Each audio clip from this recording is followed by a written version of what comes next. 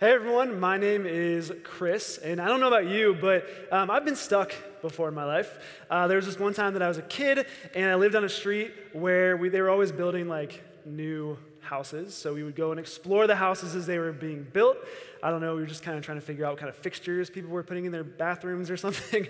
But there was this one house that I wanted to explore, and so I climbed in through a basement window. They hadn't finished like most of the house yet. So I climbed in through a basement window, and I hopped down to the cold concrete floor.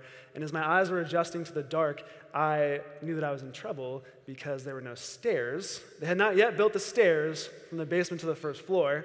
And I was like, no problem, it's okay. I'll get out the same way that I came in. And I turned around to the window, and I reached, and it was just a little bit too high for me, and I couldn't pull myself out. And my 10 short years of life flashed before my eyes as I realized I was stuck in a hole in the ground with spiders, and yeah, that was rough. But that's not the kind of stuck that I'm talking about today. And in case you were wondering, I did make it out of that situation alive. I'm still a little bit terrified of spiders, but you know, decisions have consequences. So yeah, but the kind of stuck that I am talking about today is the kind of stuck when you're just going through life and you feel like every turn you make is a dead end. And you feel like you look around at your life and your circumstances and you say to yourself, how did I get here? And you have no idea how to get out. I've been that kind of stuck as well. In the summer of 2013, I was an engineer at P&G, and I was traveling for work. I was on this project where we were designing a piece of equipment, we were starting it up, and so I had to travel to Belgium, which at the beginning sounded awesome, right? That was a huge dream of mine as an engineer, to get to travel the world, to get to see new places, and do some work overseas. And I was really excited about it, but as we got into it, it turned out to be not quite what I expected. The hours were really long, which is pretty normal for an engineering startup, but we were doing 12-hour days, Monday through Friday. We were coming in on Saturdays and working half days. And the worst part about it was not necessarily the hours, but that I was alone. That even though I would travel with people, that they weren't my people, that it still meant weekends in a foreign country where I didn't know anybody. And I spent a ton of time just, looking at Facebook, scrolling Instagram, and seeing my friends back home having a good time. And I just felt like I was totally missing my life. And what's worse is while I was doing this work, this testing and equipment design and startup work that engineers are trained to do, that I went to school for 5 years for, that then I was working for a few years before this project, I was realizing that I didn't actually like what I was doing, that I didn't want to be an engineer, that I loved people and wanted to work with people. And I was sent to a foreign country every 2 weeks to go and work with equipment. And so I was stuck. I know at one point I texted my brother and I was like, hey, you think if I quit right now in Belgium, they have to fly me home, right? They're not just going to leave me here in a foreign country. And so I was stuck. And so I don't know what you've experienced in your life or what kind of stuck that you've been in. Maybe you're looking for a job right now and you've just graduated and you're looking for a job and you're not having any luck. Or maybe you've just got promoted and you thought it was going to be exactly what you were looking for, but it turns out it just meant more work and more stress. Maybe you are in your 4th year out of 5 in school and you're just thinking that, man, I really don't even want to do what I'm studying right now and I have no idea what to do next. And so in the middle of this travel for me, one of the things that helped me is I was volunteering in middle school, in the middle school ministry at Oakley, and I got to hear this lesson. We were doing this series on the life of Joseph. That's Old Testament Joseph, not Christmas story Joseph. And Joseph, it was really encouraging to me. And Joseph, if you haven't heard the story in a while, I'll give you a quick recap. He's the 11th brother out of 12, and he was his father's favorite. He got all the special things. He got a nice Technicolor dream coat from his dad. And he had all these dreams. He was honestly kind of a jerk, if I'm being honest. He's just had all these dreams about his brothers bowing down before him and all this stuff where he was the position of power. And he would tell his brothers these things, and his older brothers didn't really appreciate that too much. And so he was one day going out to the field to see his brothers, and they decided they were going to do something about this annoying brat of a little brother, Joseph. And so they throw him into a pit, and they discuss what to do with him. They think about killing him, and they instead compromise and say, let's just sell him off into slavery into Egypt, which I've gotten in fights with my brother before. You probably have too if you have siblings, but I'm not going to sell him into slavery in Egypt. That's a total dick move. You do not do that. to your siblings. That's just too far. That's too far. So Joseph, one of the things that you can love or hate about him is that he always does the best with whatever situation he's been given. So he was thrown into a house with a master, and he actually gets kind of a position of influence in this house. He gets a lot of responsibility until one day he gets accused of sexually assaulting his master's wife, is wrongfully accused, and he gets thrown in prison. And he's in prison for years, until he's able to interpret a dream that Pharaoh has that nobody else can. And finally, he interprets the dream, and Pharaoh says, this guy's able to interpret the dream.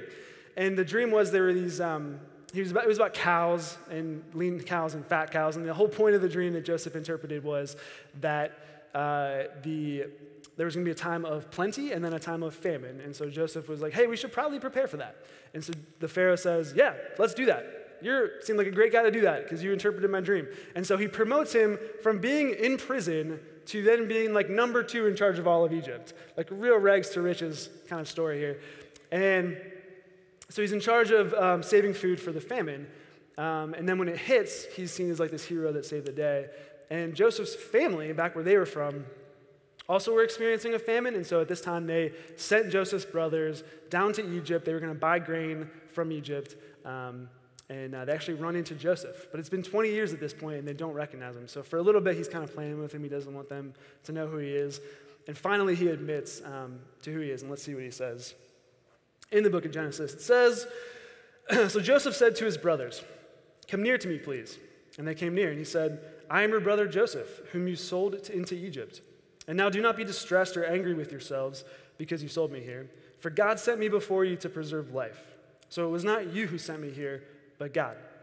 He has made me a father to Pharaoh and lord of all his house and ruler over all the land of Egypt. Did you catch that? He forgives his brothers for selling him into Egypt, which I don't know if I would be that able to do. And he says, don't be distressed or angry with yourselves. He says that it was God who sent me here. And so when I heard this story in the middle of my travel to Belgium, I just thought to myself, if Joseph is able at the end of his life to have this kind of a story, this kind of a perspective, that's great for Joseph. He has the whole story. And that was hard for me to believe that God might be doing something similar in my life. But I chose that I was going to trust God, and I was going to say, you know what? Even though this is a really hard time, even though I feel stuck right now, I'm going to choose to believe, God, that you have something for me. And so I started seeing my travel as an opportunity for like a retreat, for time with God. I would bring books, I would journal. I started to be really clear with work about what kind of jobs I wanted, what kind of responsibility, that I didn't want to travel as much anymore. I started finding my purpose outside of my work. I volunteered, got involved at Crossroads, and found purpose there. And eventually, the project was over, and I was able to look back on the project and be really proud of the work that we did as a team, and carry that with me in my career for the next couple of years. And so I was out of the pit. And so I don't know what your exact situation is, but if I had to summarize what I learned, here's the advice that I would give you. The first was, if you find yourself in a situation, don't panic. If you quit too soon, you might miss out on something great that God has for you in the process, within the struggle. I have a friend who always says, don't run away from stuff, always run towards things.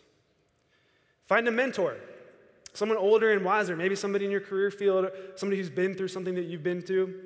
They can help you find perspective, find that total story that I got from Joseph. Explore.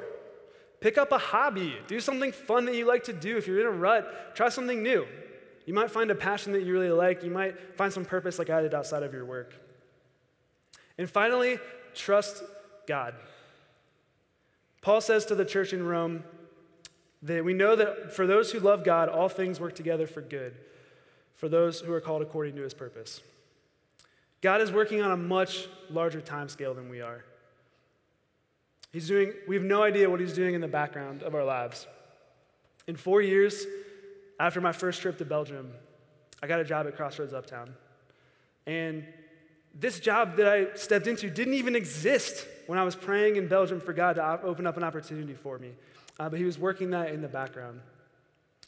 And so, and this is the story that I see repeated in my life, the lives of my friends, and in the stories that I read in the Bible, that God is a God who wants to take a situation that seems hopeless and turn something awesome, make something awesome out of it on the other end. And this is the story of Jesus. That we have a God who looks at us in the pit and doesn't just leave us there to rescue ourselves. We have a God who comes down and meets us in the pits, in the worst moments of our lives. We have a God who comes down in the person of Jesus, who takes on flesh, who becomes a human being with us, experiences pain and suffering, and ultimately death so that we can have a relationship with him. And so that we can, in the moments of our lives where we are at our lowest, where we have zero hope for the future, we can still have hope.